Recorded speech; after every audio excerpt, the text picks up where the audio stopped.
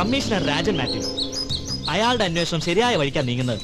പക്ഷേ അത് നമുക്കെതിരാ, നാടിനെതിരാ. അതെ, അത് മാത്രമല്ല, അയാളെ കടപ്പുറത്തിട്ട് മുരളിയും കൂട്ടിനെയും തല്ലി ചതച്ച് ബോട്ടിയാടി ചെന്ന് ശ്രീനി അയാൾ ഉപദ്രവിക്കുന്നുണ്ട്.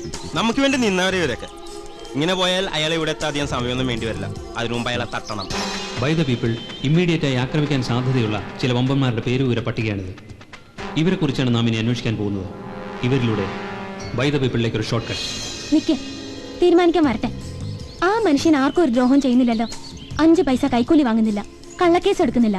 നമുക്കെതിരാണെങ്കിലും നല്ലൊരു ഓഫീസറാ. എന്തിനാ പിന്നെ നമ്മുടെ വിവേകിനെ അയാൾ ഇടിച്ചു കൊന്നത് മല്ലി മറന്നോ? ശ്രീധരൻ ഗുരുക്കൾ, മുൻ മന്ത്രി, പാർട്ടി വിട്ട് പാർട്ടി മാറാൻ നിമിഷാർത്ഥം പോലും വേണ്ടാത്ത ഗന്ധർവ ജന്മം, കേരള ടുഡേ ചാനലിന്റെ സൈലന്റ് ഡയറക്ടർ, ദ ഗ്രേറ്റ് ബിനാമി ബിഗ് ബ്രദർ.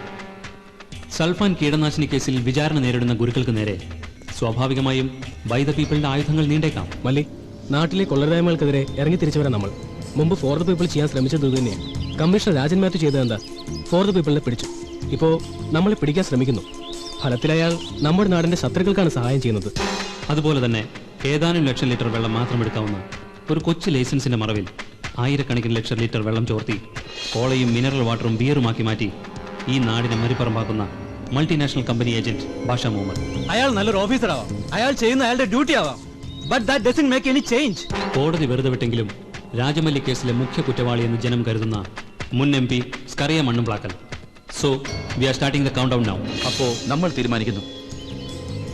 നമുക്കറിയേണ്ടത് രാജൻ മാത്യു അൺഒഫീഷ്യലായ എന്തെങ്കിലും ആവശ്യത്തിന് വരുന്ന ഏതെങ്കിലും ദിവസം തനിച്ച് സഞ്ചരിക്കാൻ സാധ്യതയുണ്ടോ എന്ന് മാത്രം.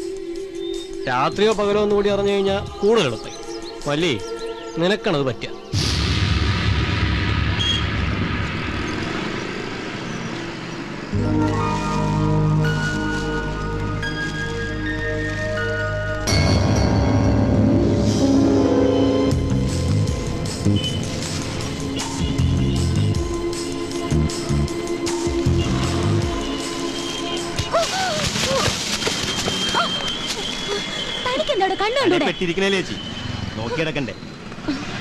ഞാൻ എടുത്തോളാം ചേച്ചി, ഞാൻ എടുത്തോളാന്നേ.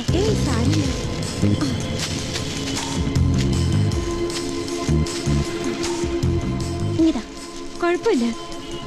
ഓട്ടോ എങ്ങോട്ടാ ചേച്ചി പോണ്ടേ? കാക്കനാട്. കാക്കനാട് പോകാൻ എത്രയാവും? കാക്കനാട് 30 രൂപ. 30 ഒന്നും തരാൻ പറ്റില്ല, 20 രൂപ തരും. ഞാൻ പൊക്കോളാം. വേണ്ട, ഞാനിവിടെ വരാം. കണ്ടാലേ അറിയാം ചേച്ചിക്ക് വയ്യ.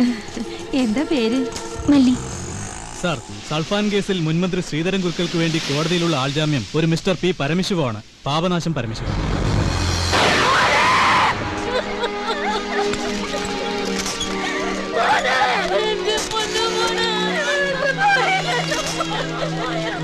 ഡ്രൈനേജ് പൈപ്പ് കൂട്ടി ശുദ്ധജലത്തിൽ മാലിന്യം കലർന്നുകൊണ്ടാണ് ഇത്ര വേഗം മഞ്ഞപ്പിത്തം പടർന്നു പിടിച്ചത്. ഒന്നാമത് ഹെപ്പറ്റൈറ്റിസ് രോഗങ്ങൾക്ക് ചികിത്സ പ്രയാസമാണ്. അപ്പോൾ പിന്നെ ഇത്രയധികം രോഗികൾ ഒരുമിച്ചാവുമ്പോഴോ? കൈരളി ടിവിയിൽ നിന്ന് റിഹാസൽ. പരമശിവം, എന്താ സാർ? കോളയിൽ വിഷാംശം അല്ലേ? ആ വാർത്ത പത്രത്തിൽ വരണമെന്ന് നിർബന്ധമുണ്ടോ അലക്സേ? ചെയ്യും സാർ, നോ പ്രോബ്ലം. ഒരു നിർബന്ധമില്ല സാർ. കോളയിൽ വീണ്ടും ഇപ്പൊ കൊണ്ടുവന്ന 1-ാം പേജിന്റെ പ്ലേറ്റ് ഇടണ്ട, മാറ്റമുണ്ട്. അതെ, മെയിൻ ന്യൂസ് മാറ്റണം. സർക്കാർ ആശുപത്രികൾ നിറഞ്ഞു കവിയുകയാണ്. ഇതുവരെ 14-ലധികം പേർ മരിച്ചു കഴിഞ്ഞതായിട്ടാണ് റിപ്പോർട്ട്. ഏതാണ്ട് 8 പേരുടെ നില വളരെ ഗുരുതരമാണ്. രാജമല്ലി കേസിലെ പെൺകുട്ടിയെ മുൻ MP സ്കറിയ മണ്ണംപ്ലാക്കിൽ പീഡിപ്പിച്ചെന്ന് പറയപ്പെടുന്നത് കുട്ടിക്കാനത്തെ ഒരു മല്ലിക ഗസ്റ്റ് ഹൗസിൽ വെച്ചാണ്. ഈ പറയുന്ന പരമശിവത്തിന്റെ ഭാര്യയുടെ പേരിന്റെ 2ാമത്തെ വാക്കും മല്ലിക എന്നാണ് സാർ.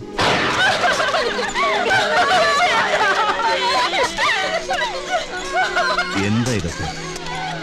ചികിത്സയില്ല, മരുന്നുമില്ല. ഗവൺമെന്റ് ഹോസ്പിറ്റലിൽ നല്ല ഇതിനെ വിളിക്കേണ്ടത്. മഞ്ഞപ്പിത്തം വന്ന് ഇവിടെ മരിച്ച എല്ലാ രോഗികളുടെയും കുടുംബങ്ങൾക്ക് ഞാൻ സഹായം ചെയ്യും. അവരെ ഞാൻ ഏറ്റെടുക്കുന്നു. Okay officers, you have done a splendid job. എൻ്റെതായ നിലയിൽ ഞാൻ ചില അന്വേഷണങ്ങൾ നടത്തിയിരുന്നു. എനിക്ക് കിട്ടിയ ഇൻഫർമേഷനുകളിൽ പലതും വിരൽ ചൂണ്ടുന്നതും ഇതേ പരമശിവത്തിന് നേരെയാണ്. Paramasivam, Papanasam Paramasivam, the well known political pressuriser. 1 കോടിയിലേറെ മലയാളികൾ വായിച്ച് വിസ്മയം കൊള്ളുന്ന പത്രത്തിന്റെ 60% ഓഹരികളും ഇയാളുടേതാണ്. പൈങ്കിളി മുതൽ ബുദ്ധിജീവി വരെ ശ്വസിക്കുന്നത് ഇവന്റെ വിശ്വാസം. കേരള ടുഡേ ചാനലിന്റെ 76% ഷെയറുകളും ഈ കൈകളിൽ ഭദ്രം. ലോകത്ത് മറ്റൊരു രാജ്യത്തും ഒരാൾക്ക് പത്രവും ചാനലും ഒരുമിച്ച് നടത്താൻ അനുമതി കിട്ടില്ല.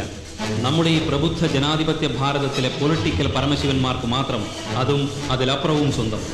കോളക്കമ്പനികൾക്ക് വെള്ളം കിട്ടാനുള്ള ഒത്താശ ചെയ്തു കൊടുക്കുന്നതിലൂടെ മാത്രം ഇവൻ സമ്പാദിക്കുന്നത് മിനിറ്റിൽ ലക്ഷക്കണക്കിന് ഇന്ത്യൻ കറൻസി. കൂടാതെ കോളക്കമ്പനിയുടെ പരസ്യങ്ങൾ വഴി ഇവന്റെ ചാനലിനും കോടികളുടെ നേട്ടം.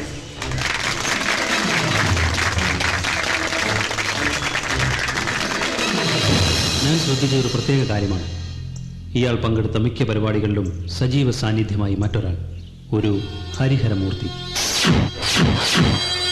പരമശിവം ഹരിഹർജിക്ക് കൊടുക്കുന്നത് ഹരിഹർജി ഏറെ ഇഷ്ടപ്പെടുന്ന സുഖജീവിതം.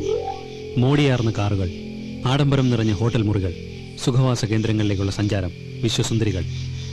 ഇങ്ങനെ പരമശിവം വിലയ്ക്ക് വാങ്ങുന്നത് കേവലം ഒരു ഹരിഹർജിയല്ല, അയാളുടെ പിന്നിലെ കോടിക്കണക്കിന് വരുന്ന വോട്ടർമാരുടെ വിശ്വാസം, വിധേയത്വം, പിന്തുണ, അവർ നൽകുന്ന സംരക്ഷണം. എനിക്ക് തോന്നുന്നു പരമശിവമാണ് തലയെങ്കിൽ അതിനെ താങ്ങി നിർത്തുന്ന ഉടൽ ഹരിഹർജിയാവണം. ഹരിയും ഹരനും, the head and the body.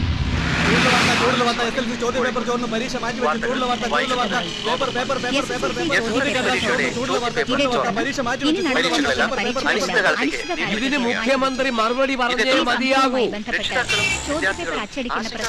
പ്രതിപക്ഷം കരുതിക്കൂട്ടി ചെയ്ത ഒരു ഗൂഢാലോചനയാണിത്. ഇതിന്റെ ഉത്തരവാദിത്വം ഏറ്റെടുത്ത് മുഖ്യമന്ത്രി രാജിവെക്കണം. ഈ ചോർച്ച എവിടെ നിന്നുണ്ടായി എന്നറിയാൻ ഒരു അന്വേഷണ കമ്മീഷനെ നിയമിക്കും.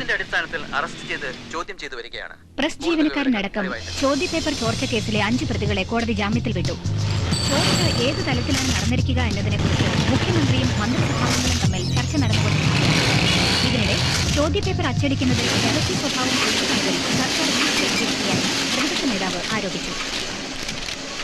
ജനങ്ങൾ വല്ലാതെ ഇളകിയിട്ടുണ്ട്. നമ്മൾ ഇച്ചിരി ഒന്ന് സൂക്ഷിക്കുന്നത് നല്ലതാണ്.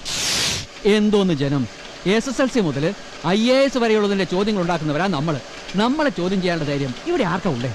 കേസ് മുക്കാനുള്ള കാര്യം പരമേശ്വരൻ സാർ ചെയ്തോളൂ. അതൊക്കെ സാർ എവിടെ ചെയ്തു കഴിഞ്ഞു. വരാൻ പോണ എൻട്രൻസിന്റെ ചോദ്യപേപ്പർ ഇനി ഇവിടെ വെക്കണ്ട, എങ്ങോട്ടെങ്കിലും മാറ്റണം.